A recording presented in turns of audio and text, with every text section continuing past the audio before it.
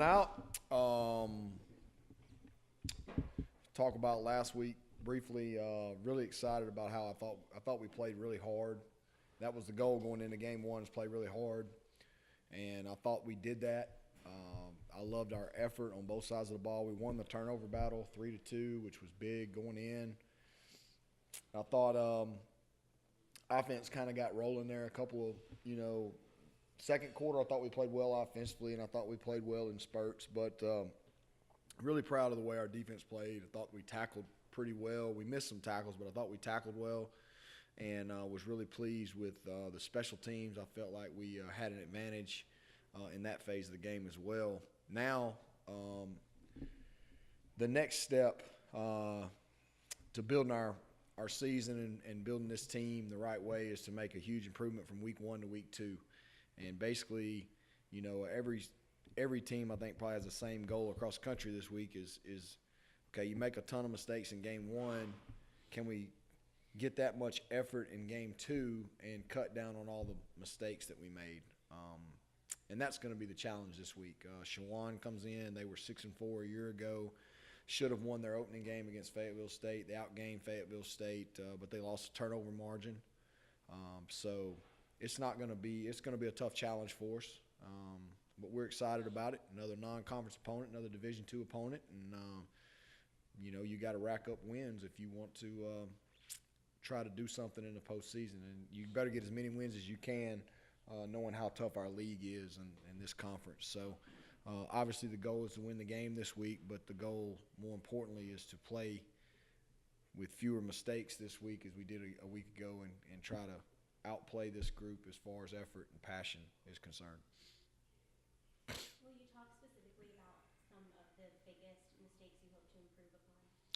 Well, we substitution on special teams. I feel like it's hard to simulate.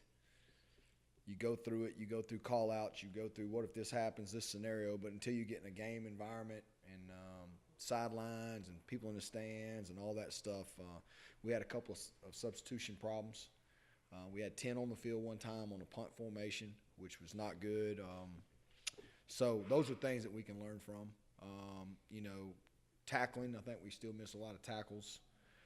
And Coach Partridge would probably say the same thing. We busted some assignments. Early in the game, we called a pass route, and the backside receiver, the two outside receivers got the wrong signal. Things like that happened. Our screen game wasn't what I wanted it on Saturday. We pride ourselves on being a pretty good screen team, and we were just a little off timing-wise and things like that. So our screens really weren't effective on Saturday. So those are things that we want to improve on this week. Good question. How would you say Breck played after you talked about the offense kind of going in the second quarter? How did you see him improve throughout the game? I thought he played pretty well. Just little things here and there. He missed a couple of reads, but he did have what we call as eraser plays. Me and Travis Partridge, Coach Partridge, we talk about eraser plays and we chart eraser plays. And basically eraser plays are when something goes wrong, like somebody running the wrong route, you don't panic. You make something positive out of it. And he had two of those on Saturday, and Colin Willis had one, which was good to see, because that's what you want as a quarterback. You want to erase some mistakes sometimes, and I felt like he did that. I thought he ran the ball really well. I thought he was accurate throwing the football, and for his first start, I thought he played a pretty solid football game. We'll see how he bounces back, handles a little success now, and that's what he and I talked about already this weekend and last night in meetings. Aside from the missed tackles, how much did the defense set the tone for the season, especially at the beginning of Saturday's game? Well, I think what you saw was a lot of balls were contested, whereas a year ago they were not, and I feel like we've much improved that. We were very opportunistic. Obviously, it's a great play to start the year off with a 100-plus yard interception return for a touchdown. But that's kind of what we talk about, is just keep playing. On that drive, Tarleton State had converted 3 third-and-long situations, and you're sitting there thinking, all right, we're going to get them 3 and out. And to their credit, they made a good plays, and but we didn't give in. And all of a sudden, we get a turnover, and of course, I'm sitting there like, take a knee. Next thing I know, he's gone 105 yards to the end zone. So was a big-time play. Kind of got everybody in the crowd involved, and that kind of gave us a lot of confidence and big momentum swing there early in the game. Coach, where does this team rank as far as the ones you've coached as far as conditioning goes? Does it seem like the team on Saturday was in peak physical condition and ready for the heat and the humidity? Yeah, I got to give a lot of credit to our coaches. I got to give a lot of credit to those guys. They came back to campus in shape. I mean, obviously they weren't ready to play a football game when they came back into campus, but they had been working this summer. The guys that were gone, and I felt like, the way we practice, getting a little extra time by the NCAA rules this year. We actually had 2 weeks of camp, so I would say by far this is the best conditioned team I've ever coached at Delta State because we had an extra week of camp this year that we haven't had in the past. We've had 1 week of camp, school starts. This year it fell where we had 2 whole weeks of camp, so we had another whole week of practices with no classes or things like that, so it helped us become in better condition. How beneficial was it to see a team like Tarleton that can run the ball well and throw the ball well in the same game? Well, I think it's just good to open up. I said it last week. Since I've been here, it's the best team we ever opened up with, and I still believe that. And I think that's a good football team that's going to win some games this year, and they're going to compete in their league. And they've got some tools. I just think we had a little momentum early, and maybe we were in a little better condition than them. I felt like that was a factor, but they're pretty explosive on offense. We were very lucky that their receiver last week, their gun, Dale Michael High, he only had 1 catch. It was 26 yards, but that was a pretty big stat in the game, in my opinion. You're talking about a guy that had, I think, over 1,000 yards last year in that league, and that's a tough league over there. So I'm excited that we were able to open with an opponent that's as good as they were, and we were able to get the win, and I felt like we played hard. So I was excited about those 3 things. Now it's over, it's in the past, and we've got to move forward. And Chowan's coming in here Saturday, and we got to focus on them, obviously. But to be honest with you, it's more about our progression now from game 1 to game 2, and that's what we're focused on right now is just getting better. If we can go out and just continue to get better. Here's going to be the tough thing. We had basically 2 weeks to prepare for Tarleton State. Now we've got 3 days of prep, physical prep, before we get to play a game. And it's going to be that way every week because we're playing 11 straight this year. So how are we going to handle that? Those are things that have to go in. We have to have a great practice this afternoon. Hopefully the rain holds off. I mean, all those factors go in to that's why it's a tough game, but it's tough on everybody. So. Coach, will you talk about what you're anticipating with this Chowan team, what you all are preparing for? I think they're well coached. I think they'll play hard. I think they'll be in the right positions. They do a really good job. They're very sound on both sides of the ball. And I think they're going to come in here expecting to win the game. I mean, I really do. And that's, it's going to be a challenge. So we're going to have to play better than we did a week ago in order to get the victory, and that's hopefully what we're going to do.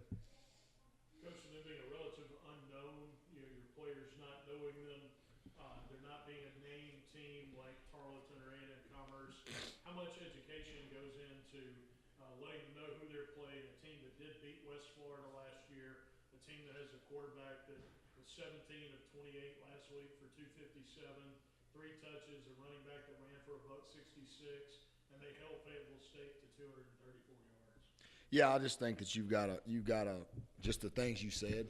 I mean, we've talked to them about all those things. They're a good football team. They've got scholarships just like we do. Just because you don't play them very often, you don't hear about them very often, doesn't mean they're not coming in here to beat us. And so I think just the things that you mentioned right there, the things that we have already addressed and talked about, but we had them on film last year when they beat West Florida, as Matt alluded to, and they got our attention pretty quick because West Florida, we thought last year, was a dangerous football team.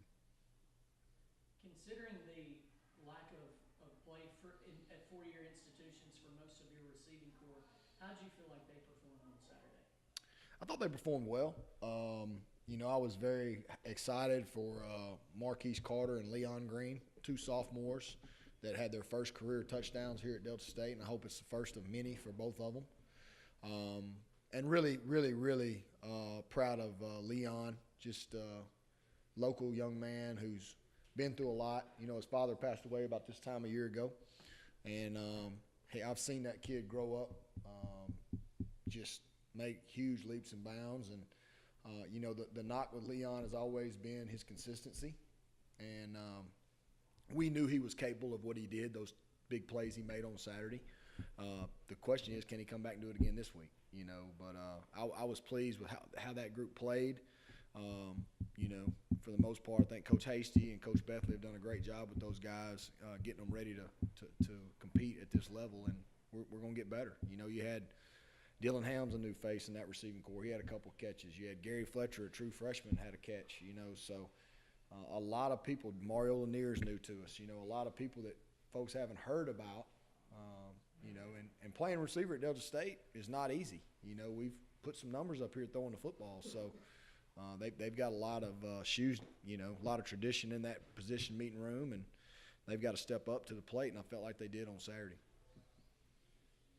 Only one game under your belt, maybe not expecting a long answer from this, but what have you learned about your team so far? The same things that I was glad that I already knew, that they like to play football. They enjoyed the game. There was not a bat of an eye when I told them we're moving the game to Cleveland Central. They didn't care. They would have played in a parking lot. And I just told them they can't lose that. They love to play football. They love to practice football. They love meetings. And that's what makes it fun. You know, I'm excited. They're excited today about 3:45 this afternoon. You know, they're going to want to practice rain or shine or whatever it is. And they've been like that since the first day of camp, and they haven't changed. And it's unique. I hadn't been around a lot of teams like that in a lot of the years I've coached. So I knew that about them, but Saturday just kind of, you know, reconfirmed what I already knew. Coach, you had three guys on Saturday pregame that I really noticed when the team was going through their drills. And R.J. Hulse, Cam Myers, and Landry Tulo were guys that were stepping up, being leaders, telling the team what to look for, what to expect, how to stretch, how to do the right things in pregame. How blessed are you as a coach to have leaders like that you probably don't even have to tell what to say or what to do? They just do it on their own. Very. Best teams are player-led. This team is player-led right now, and that's, you know, I'm excited. You know, I try to go back, and every year is different, and you try to look for signs as a coach that says, well, we handled this way this year, we're handling it this way this year. You know, this year's different than it was, blah, blah, blah. It's a good group of kids, man. It's just a good group of fine young men. They're going to graduate. Most of these guys you're talking about are going to graduate. They're going to go on. They're going to be successful the rest of their lives. And right now they're just enjoying their time on the football field and playing for this great university. So we're pretty blessed. Coach, final question. Some confusion on Saturday with the 6 young men that were ejected during the game. They were not ejected for fighting. First off, I want to make sure that was clear. Ejected for them leaving the sideline. No further penalties, though, for them moving back. That's right. That's right. We had actually, I think it was 7, but it might have been 6. We got a lot of that missed in translation, but thought the conference office did a really good job of clarifying that and getting to the bottom of it throughout the weekend. And we got the call yesterday that the rule states they were ejected for leaving the bench area, which is correct. It has been addressed fully with our coaching staff, with our team. And there will be no further penalties as far as having to sit out any time this week or anything like that, which is great. Thank y'all.